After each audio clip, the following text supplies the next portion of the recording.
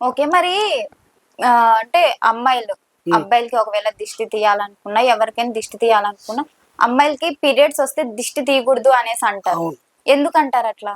ఎందుకు అనంటే అప్పుడు అశౌచ్యంగా అంటే శుచిగా ఉండదు. ఉమ్, శారీరకంగా తను ఒక ఒక పరిస్థితిని ఎదుర్కొంటోంది. అవును. చెడు రక్తాన్ని తన శరీరంలోని ఒక భాగం ద్వారా విసర్జిస్తున్న వదులుతుంది. సమయం అది. ఉమ్, అటువంటి సమయంలో దైవారాధన చెయ్యరాదు, ఉమ్, దేవాలయాలకి వెళ్ళరాదు, అవును. బ్రాహ్మణులను తాకరాదు, ఉమ్, మడిలో ఉండి పూజలు చేసే వాళ్ళని విగ్రహాలని ముట్టుకోకూడదు ఉమ్, అని మన శాస్త్రాల్లో చెప్పడానికి కారణం ఏమిటి అంటే శారీరకంగా తాను ఇల్ హెల్త్తో ఉన్నట్టు. ఉమ్, బ్యాడ్ బ్లడ్ని బయటకు విసర్జించేటప్పుడు నీరసంగా ఉంటుంది కదా, అవును. రక్తస్రావం జరుగుతున్నప్పుడు. ఖచ్చితంగా. సో హెల్తీగా ఉండదు, అవును. నీట్గా ఉండలేరు వాళ్ళు. ఉమ్, ఎంత నీట్గా ఉన్నా ఆ కార్యక్రమం జరిగినంతసేపు బాధపడుతూ ఉంటారు కదా. ఖచ్చితంగా. అటువంటి స్థితిలో ఇవి చేయకూడదు అంటారు. ఉమ్, కానీ కొందరు అతివాదులు, ఉమ్, తీవ్రవాదులు ఉమ్, ఏమని చెప్తున్నారు, ఏం పర్లేదు గుళ్ళకి వచ్చేయచ్చు, ఉమ్, దేవుడు ఏం పెట్టలేదు, ఉమ్, ఏమనుకోడు, ఉమ్. బాబా గుడికి వచ్చేయచ్చు, ఆ గుడికి వచ్చేయచ్చు, అమ్మవారి గుడికి వచ్చేయచ్చు అంటే అని ఈ మధ్య దేవతకే రెచ్చిపోయి వస్తుంది కదా, చెప్తున్నారు. దేవతకే వచ్చింది కదా, సో మనకు వచ్చినప్పుడు మనం దేవత దగ్గరికి వెళ్ళలేమా అనేసి అంటారు కదా. ఇవన్నీ వితండవాదాలండి. ఉమ్, ఇప్పుడు నేను పచ్చిగా చెప్తున్నాను, అలా మాట్లాడే వాళ్ళకి చెబుతున్నా, బాగా వినండి, చెవులు రెక్కరించుకొని వినండి. మీరు ఇది వస్తే ఎక్కడ వెళ్తారు? డైనింగ్ టేబుల్ మీద వెళ్తారా? ఓ ప్లేట్ పెట్టుకొని అందులో వెళ్తారా? అది మీదేగా, మీ ఒంట్లోంచి వచ్చిందేగా, దాన్ని తింటారా?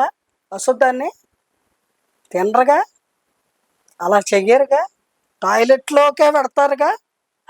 ఎందుకు వెళ్తారు టాయిలెట్లోకి? అది తిని జీర్ణమైపోయిన తర్వాత బయటికి వచ్చినటువంటి మలిన పదార్థము అశుద్ధం. అంటే దాన్ని టాయిలెట్లోనే విసర్జించాలి. దుర్గంధపు ఇష్టంగా ఉంటుంది కదా, అనారోగ్యము. ఆ దుర్గంధాన్ని ఆ ఇది ఎక్కడ విడిచిపెట్టాలో అక్కడే విడిచిపెట్టాలి. అది మనం తిరిగి తినం కదా అశుద్ధాన్ని. ఇది కూడా అంతే. ఇలాగ ఉన్నప్పుడు అలాంటి దేవాలయాలకు వెళ్ళడము, పూజలు చేయడము, పెళ్ళిళ్ళకు వెళ్ళడము, అక్షంతలు వేస్తే ఆ పెళ్లి చేసుకున్న నూతన దంపతులకి పిల్లలు పుట్టరు. ఓకే. వీళ్ళు అశౌచ్యంగా ఉన్నప్పుడు వెళ్ళి ఉమ్, ఇలాగా మైలతో ఉన్నప్పుడు పెడితే, ఉమ్, అంచేత అంటుతోటి మైలతోటి వివాహాలకి వెళ్ళకూడదు. ఉమ్, నూతన దంపతులు పవిత్రంగా వివాహం చేసుకుంటారు, చెప్పాను కదా ఇంతకు ముందు. చెప్. అటువంటి వాళ్ళకి వీళ్ళు అక్షంతలు వేస్తే వాళ్ళకి సంతాన యోగం పోతుంది, ఓకే. సంతానం కలగరు. ఉమ్, అంటే పాపం మీరు మూట కట్టుకున్నట్టేగా. ఉమ్, మీరు ఎలా ఉన్నారో వాళ్ళకి తెలియదుగా, మైల్లో ఉన్నారా ఇంట్లో ఉన్నారా అవును. వాళ్ళకి తెలుసా? ఉమ్, శుభలాకిస్తారు పెళ్లికి రమ్మని. అవును. వెళ్ళొచ్చా వెళ్ళకూడదా అనేటువంటి విజ్ఞత మనకు తెలియాలి. మనకు ఉండాలి. అవును. ఇది లేకుండా కొంతమంది ప్రవర్తిస్తారు.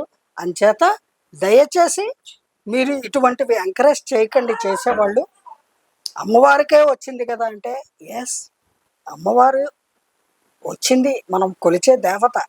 కానీ అమ్మవారు అలా ఇలాంటి పనులు చేయలేదు. ఇలా చేయమని మనకి ఏ శాస్త్రంలోనూ చెప్పలేదు. మనమే మోడ్రన్గా థింక్ చేసి ఏంటి తప్పు అని డెసిషన్స్ తీసేసుకొని అది ఎవరో మీదకి ఇలా వేలెత్తి చూపించి నెట్టేస్తున్నాం. తప్పమ్మా, తప్పుని తప్పని ఒప్పుకోవాలి. అది వివేకవంతుడు, ఉత్తముడి యొక్క లక్షణము. ఉత్తములు కాని వాళ్ళు, వివేకము లేని వాళ్ళు, మూర్ఖులు, ఉన్మాదులు ఇటువంటి మాటల్ని సమాజంలో స్ప్రెడ్ చేస్తారు, ఎంకరేజ్ చేస్తారు. అది చేయకూడని పనులు. చేయకూడనివి కొన్ని ఉంటాయి, చేసేవి కొన్ని ఉంటాయి. 365 రోజుల్లో 30 రోజుల్లో 5 రోజులు విడిచిపెట్టి తక్కిన టైంలో చేయొచ్చు కదా. అప్పుడే పనిగట్టుకు వెళ్ళాలా? అందుకని కొంచెం మనుషుల్లా ఆలోచించండి ప్లీజ్. మన సంస్కృతిని, మన సంప్రదాయాల్ని భ్రష్టు పట్టించకండి దయచేసి. జై గురుదేవ. థ్యాంక్స్ అమ్మా.